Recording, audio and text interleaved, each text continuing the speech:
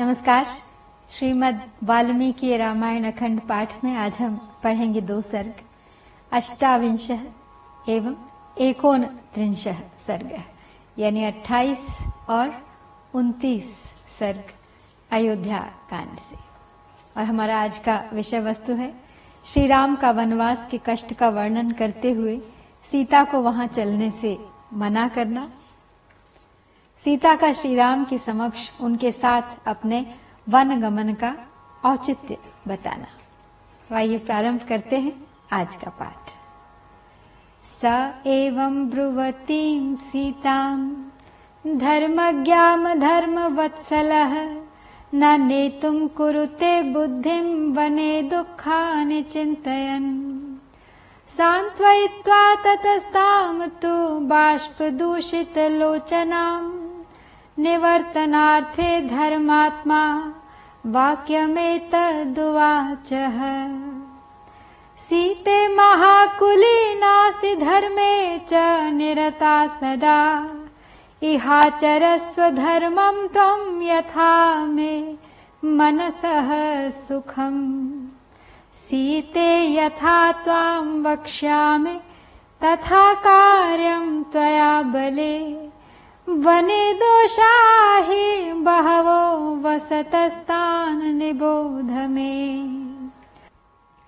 धर्म को जानने वाली सीता के इस प्रकार कहने पर श्री धर्म वत्सल श्री राम ने वन में होने वाले दुखों को सोचकर उन्हें साथ ले जाने का विचार नहीं किया। सीता के नेत्रों में आंसू भरे हुए थे। धर्मात्मा श्री राम उन्हें वनवास के विचार से निवृत्त करने के लिए सांत्वना देते हुए इस प्रकार बोले।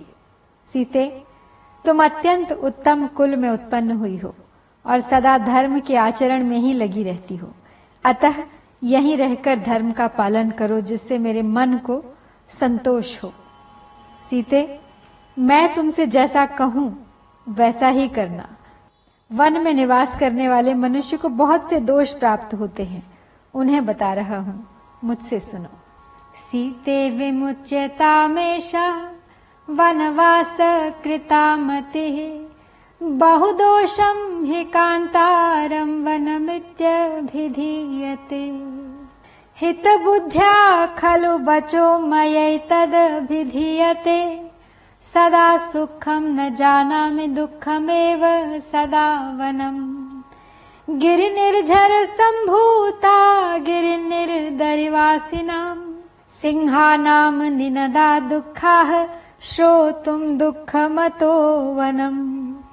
क्रीडमानाश्च विस्रब्धा शून्ये तथा मृगाः दृष्ट्वा समभिवर्तन्ते सीते दुःखमतो वनम्। सग्राहाः सरितश्चैव पङ्कवत्यस्तु दुस्तराः मत्तैरपि गजैर्नित्यमतो दुःखतरं वनम्। लता कण्टक संकीर्णाः कृकवाकूपनादिताः निरपाश्च सुदुःखाश्च मार्गा दुःखमतो वनम्। सुप्यते पर्णशय्यासु स्वयं भग्नासु भूतले रात्रिषु श्रमखिन्नेन तस्मात् दुःखमतो वनम्। तो राम चाहते हैं कि सीता वन न जाए, तो वन के कष्टों के बारे में उन्हें बताते हुए कहते हैं कि हे सीते, वनवास के लिए चलने का यह विचार छोड़ दो। वन को अनेक प्रकार के दोषों से व्याप्त और दुर्गम बताया जाता है। तुम्हारे हित की भावना से ही मैं ये सब बातें कह रहा हूँ। जहाँ तक मेरी जानकारी है, वन में सदा सुख नहीं मिलता, वहां तो सदा दुख ही मिला करता है। पर्वतों से गिरने वाले झरनों के शब्द को सुनकर उन पर्वतों की कंदराओं में रहने वाले सिंह दहाड़ने लगते हैं। उनकी वह गर्जना सुनने में बड़ी दुखदायिनी प्रतीत होती है, इसलिए वन दुखमय ही है। हे सीते, सूने वन में निर्भय होकर क्रीड़ा करने वाले मतवाले जंगली पशु मनुष्य को देखते ही उस पर चारों ओर से टूट पड़ते हैं। अतः वन तो दुखों से भरा हुआ है। वन में जो नदियां होती हैं, उनके भीतर ग्राह निवास करते हैं। उनमें कीचड़ अधिक होने के कारण उन्हें पार करना अत्यंत कठिन होता है। इसके सिवा वन में मतवाले हाथी सदा घूमते रहते हैं। इस सब कारणों से वन बहुत ही दुखदायक होता है। वन के मार्ग लताओं और कांटों से भरे रहते हैं। वहां जंगली मुर्गे बोला करते हैं और उन मार्गों पर चलने में बहुत कष्ट होता है। वहां आसपास जल नहीं मिलता, इससे वन में केवल दुख ही दुख है। दिन भर के परिश्रम से थके मांदे मनुष्य को रात में जमीन के ऊपर अपने आप गिरे हुए सूखे पत्तों के बिछौनों पर सोना पड़ता है। हे सीते, ऐसे दुख भरे वन जीवन में मैं नहीं चाहता कि तुम मेरे साथ आओ। अहोरात्रं च संतोषः कर्तव्यो नियतात्मना फलैर्वृक्षावपतितैः सीते दुःखमतो वनम्। उपवासश्च कर्तव्यो यथा प्राणेन मैथिली जटाभारश्च कर्तव्यो वल्कलाम्बरधारणम्। देवतानां पितॄणां च कर्तव्यं विधिपूर्वकम् प्राप्तानां तिथीनां च नित्यशः प्रतिपूजनम्।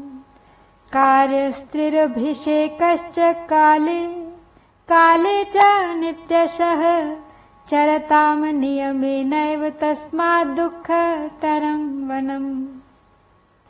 आगे कहते हैं राम, हे सीते, वहां मन को वश में रखकर वृक्षों से स्वतः गिरे हुए फलों के आहार पर ही दिन रात संतोष करना पड़ता है। अतः वन दुख देने वाला ही है। हे मिथिलेश कुमारी, अपनी शक्ति के अनुसार उपवास करना, सिर पर जटा का भार ढोना और वल्कल वस्त्र धारण करना, यही वहां की जीवन शैली है। देवताओं का, पितरों का तथा आए हुए अतिथियों का प्रतिदिन शास्त्रोक्त विधि के अनुसार पूजन करना, यह वनवासी का प्रधान कर्तव्य है। वनवासी को प्रतिदिन नियम पूर्वक तीनों समय स्नान करना होता है, इसलिए वन बहुत ही कष्टप्रद है सीते। उपहारश्च कर्तव्यः कुसुमैः स्वयमाहृतैः आर्षेण विधिना वेद्यां सीते दुःखमतो वनम्। यथा लब्धेन कर्तव्यः सन्तोषस्तेन मैथिली यताहारैर्वनचरैः सीते दुःखमतो वनम्। अतीव वातस्तिमिरं बुभुक्षा चाति नित्यशः भयानि च महान्त्यत्र ततो दुःखतरं वनम्।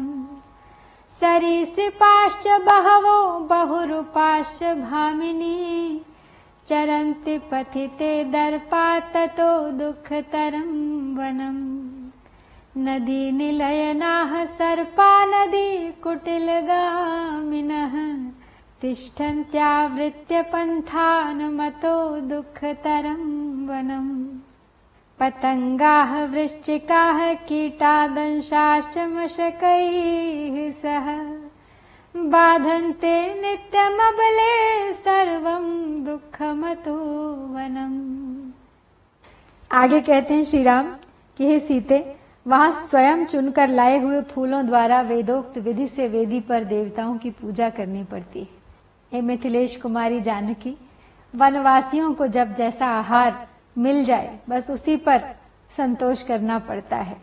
वन में प्रचंड आंधी, घोर अंधकार, प्रतिदिन भूख का कष्ट तथा और भी बड़े बड़े भय प्राप्त होते हैं।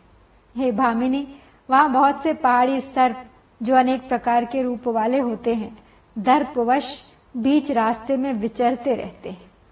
जो नदियों में निवास करते और नदियों के समान ही कुटिल गति से चलते हैं, ऐसे बहुसंख्यक सर्प वन में रास्ते को घेर कर पड़े रहते हैं। हे अबले, पतंगे, बिच्छू, कीड़े, डांस और मच्छर वहां सदा कष्ट पहुंचाते रहते हैं। अतः सारा वन ही दुख का स्वरूप है सीते। द्रुमाः कंटकिनश्चैव कुशाः काशाश्च भामिनी वने व्याकुल शाखा ग्रास्तेन दुःखमतो वनम्।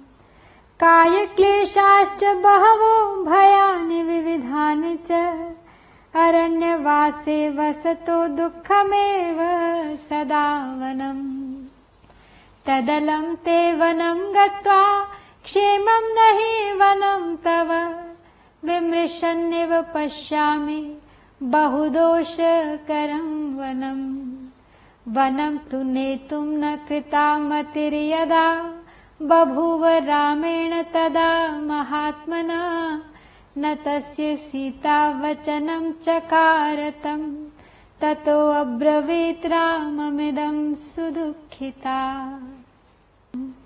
तो हे भामिनी, वन में कांटेदार वृक्ष कुश और कास होते हैं जिनकी शाखाओं के अग्रभाग सब ओर फैले हुए होते हैं, इसलिए वन में निवास करने वाले मनुष्य को बहुत से शारीरिक क्लेशों और नाना प्रकार के भयों का सामना करना पड़ता है। वहां क्रोध और लोभ को त्याग देना होता है, तपस्या में मन लगाना पड़ता है, और जहां भय का स्थान है वहां भी भयभीत न होने की आवश्यकता होती है। इसीलिए हे सीते, तुम्हारा वन में जाना ठीक नहीं है। वहां जाकर तुम सकुशल नहीं रह सकती। मैं बहुत सोच विचार कर देखता और समझता हूं कि वन में रहना अनेक दोषों का उत्पादक है, बहुत ही कष्टदायक है। जब महात्मा श्री राम ने उस समय सीता को वन में ले जाने का विचार नहीं किया, तब सीता ने भी उनकी उस बात को नहीं माना। वे अत्यंत दुखी होकर श्री राम से इस प्रकार बोली। तो यहाँ हम 28वां सर्ग पूरा करते हैं और बढ़ते हैं आगे 29वें सर्ग की ओर। एतत् वचनं श्रुत्वा सीता रामस्य दुःखिता प्रसक्ताश्रुमुखी मन्दमिदं वचनमब्रवीत्। ये त्वया कीर्तिता दोषा वने वस्तव्यतां प्रति गुणानित्येव तान् विद्धि तव स्नेह पुरस्कृता। मृगाः सिंहा गजाश्चैव शार्दूलाः शरभास्तथा चमराः स्मृमराश्चैव ये चान्ये वनचारिणः अदृष्टपूर्वरूपत्वात् सर्वे ते तव राघव रूपं दृष्ट्वापसर्पेस्तव सर्वे हि बिभ्यति। त्वया च सह गन्तव्यं मया गुरुजनाज्ञया त्वद्वियोगेन मे राम त्यक्तव्यमिह जीवितम्। न हि मां त्वत्समीपस्थामपि शक्रोऽपि राघव सुराणामीश्वरः शक्तः प्रदर्शयितुं ओजसा। तो श्री रामचंद्र जी की वो बातें सुनकर सीता को बड़ा दुख हुआ। उनके मुख पर आंसुओं की धारा बह चली और वे धीरे धीरे इस प्रकार कहने लगी, हे प्राणनाथ, आपने वन में रहने के जो जो दोष बताए हैं वे सब आपका स्नेह पाकर मेरे लिए गुण रूप हो जाएंगे। इस बात को आप अच्छी तरह समझ लें। हे रघुनंदन, मृग, सिंह, हाथी, शेर, शरभ, चमरी, गाय, नील गाय तथा जो अन्य जंगली जीव हैं वे सब के सब आपका रूप देखकर भाग जाएंगे, क्योंकि ऐसा प्रभावशाली स्वरूप उन्होंने पहले कभी देखा ही नहीं होगा। आपसे तो सभी डरते हैं, फिर वे पशु क्यों नहीं डरेंगे। तो हे श्री राम, मुझे गुरुजनों की आज्ञा से निश्चय ही आपके साथ चलना है, क्योंकि आपका वियोग हो जाने पर मैं यहाँ अपने जीवन का परित्याग कर दूंगी। हे रघुनाथ जी, आपके समीप रहने पर देवताओं के राजा इंद्र भी बलपूर्वक मेरा तिरस्कार नहीं कर सकते। पतिहीना तु या नारी न सा शक्ष्यति जीवितुम् काममेवं विधं राम त्वया मम निदर्शितम्। अथापि च महाप्राज्ञ ब्राह्मणानां मया श्रुतम् पुरा पितृगृहे सत्यं वस्तव्यं किल मे वने। लक्षणेभ्यो द्विजातिभ्यः श्रुत्वाहं वचनं गृहे वनवासकृतोत्साह नित्यमेव महाबल। आदेशो वनवासस्य प्राप्तव्यः स मया किल सा त्वया सह भर्त्राहं यास्यामि प्रियनान्यथा कृतादेशा भविष्यामि गमिष्यामि त्वया सह कालश्चायं समुत्पन्नः सत्यवान भवतु द्विजः। आगे कहती हैं सीता श्री राम से रोते रोते कि पतिव्रता स्त्री अपने पति से वियोग होने पर जीवित नहीं रह सकेगी। ऐसी बात आपने भी मुझे भली भांति दर्शाई है। हे महाप्राज्ञ, यद्यपि वन में दोष और दुख ही भरे हैं, तथापि अपने पिता के घर पर रहते समय मैं ब्राह्मणों के मुख से पहले यह बात सुन चुकी हूं कि मुझे अवश्य ही वन में रहना पड़ेगा। यह बात मेरे जीवन में सत्य होकर रहेगी। हे महाबली वीर, हस्त रेखा देखकर भविष्य की बातें जान लेने वाले ब्राह्मणों के मुख से अपने घर पर ऐसी बात सुनकर मैं सदा ही वनवास के लिए उत्साहित रहती हूँ। ये प्रियतम, ब्राह्मण से ज्ञात हुआ कि वन में रहने का आदेश एक न एक दिन मुझे पूरा करना ही पड़ेगा। यह किसी तरह पलट नहीं सकता। अतः मैं अपने स्वामी आपके साथ वन में अवश्य चलूंगी। ऐसा होने से मैं उस भाग्य के विधान को भोग लूंगी। उसके लिए यह समय आ गया है। अतः आपके साथ मुझे चलना ही है। इससे उस ब्राह्मण की बात भी सत्य हो जाएगी। वनवासे हि जानामि दुःखानि बहुधा किल प्राप्यन्ते नियतं वीर पुरुषैर कृतात्मभिः कन्यया च पितुर्गेहे वनवासः श्रुतो मया भिक्षिण्याः शमवृत्ताया मम मातुरिहा गतः प्रसादितश्च वै पूर्वं त्वं मे बहुतिथं प्रभो गमनं वनवासस्य काङ्क्षितं हि सह त्वया कृतक्षणाहं भद्रं ते गमनं प्रति राघव वनवासस्य शूरस्य मम चर्या हि रोचते शुद्धात्मन प्रेम भावाधि भविष्यामि विकल्मषा भर्तारमनुगच्छन्ति भर्ता हि परदैवतम् प्रीत्य भावे हि कल्याणः संगमो मे सदा त्वया श्रुतिर्हि श्रूयते पुण्या ब्राह्मणानां यशस्विनाम्। सीता आगे कहती हैं, हे वीर, मैं जानती हूं कि वनवास में अवश्य ही बहुत से दुख प्राप्त होते हैं, परंतु वे उन्हीं को दुख जान पड़ते हैं जिनकी इंद्रियां और मन अपने वश में नहीं है। पिता के घर पर कुमारी अवस्था में एक शांति परायणा भिक्षुकी के मुख से भी मैंने अपने वनवास की बात सुनी थी। उसने मेरी माता के सामने ही ऐसी बात कही थी। प्रभु, यहाँ आने पर भी मैंने पहले भी कई बार आपसे कुछ काल तक वन में रहने के लिए प्रार्थना की थी और आपको राजी भी कर लिया था। इससे आप निश्चित रूप से जान लें कि आपके साथ वन को चलना मुझे पहले से ही अभीष्ट है। हे रघुनंदन, मैं वहां चलने के लिए पहले से ही आपकी अनुमति प्राप्त कर चुकी हूँ। अपने शूरवीर वनवासी पति की सेवा करना मेरे लिए सबसे अधिक रुचिकर है। हे शुद्धात्मन, आप मेरे स्वामी हैं। आपके पीछे प्रेम भाव से वन में जाने पर मेरे सारे पाप दूर हो जाएंगे, क्योंकि स्वामी ही स्त्री के लिए सबसे बड़ा देवता है।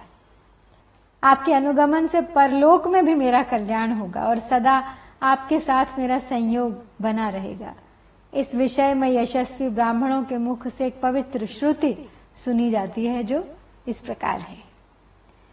इह लोके च पितृभिर्या स्त्रियस्य महाबल अद्भिर्दत्ता स्वधर्मेण प्रेत्य भावे अपि तस्यया एवमस्मात् स्वकां नारीं सुवृत्तां हि पतिव्रतां नाभिरोचयसे नेतुं त्वं मां केनेह हेतुना भक्तां पतिव्रतां दीनां मां समां सुख दुःखयोः नेतुमर्हसि काकुत्स्थ समान सुख दुःखिनी।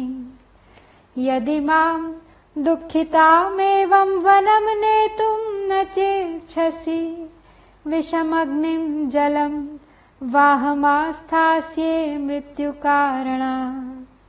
एवं बहुविधं तमसा याचते गमनं प्रति नानुमेने महाबाहुस्तां नेतुं विजनं वनम्। एवमुक्ता तु सा चिन्तां मैथिली समुपागता स्नापयन्तीव गामुष्णैरश्रुभिर्नयनच्युतैः। चिन्तयन्तीं तदा तां तु निवर्तयितुमात्मवान् क्रोधाविष्टां तु वैदेहीं काकुत्स्थो बहवः सान्त्वय। सीता श्री राम को समझाते हुए फिर आगे कहती हैं, हे महाबली वीर, इस लोक में पिता आदि के द्वारा जो कन्या जिस पुरुष को अपने धर्म के अनुसार जल से संकल्प करके दे दी जाती है, वह मरने के बाद परलोक में भी उसी की स्त्री होती है। मैं आपकी धर्म पत्नी हूँ, उत्तम व्रत का पालन करने वाली और पतिव्रता हूँ। फिर क्या कारण है कि आप मुझे यहाँ से अपने साथ नहीं ले चलना चाहते? हे ककुत्स्थ कुलभूषण, मैं आपकी भक्त हूँ, पातिव्रत्य का पालन करती हूँ, आपके बिछोह के भय से दीन हो रही हूँ तथा आपके सुख दुख में समान रूप से हाथ पटाने वाली हूँ। मुझे सुख मिले या दुख, मैं दोनों अवस्थाओं में सम रहूंगी, हर्ष या शोक के वशीभूत नहीं होंगी। अतः आप मुझे अवश्य ही साथ ले चलने की कृपा करें। यदि आप इस प्रकार दुख में पड़ी हुई मुझ सेविका को अपने साथ वन में ले जाना नहीं चाहते हैं, तो मैं मृत्यु के लिए विष खा लूंगी, आग में कूद पड़ूंगी अथवा जल में डूब जाऊंगी। तो इस तरह अनेक प्रकार से सीता जी वन में जाने के लिए याचना कर रही थी, तथापि महाबाहु श्री राम ने उन्हें अपने साथ निर्जन वन में ले जाने की अभी तक अनुमति नहीं दी थी।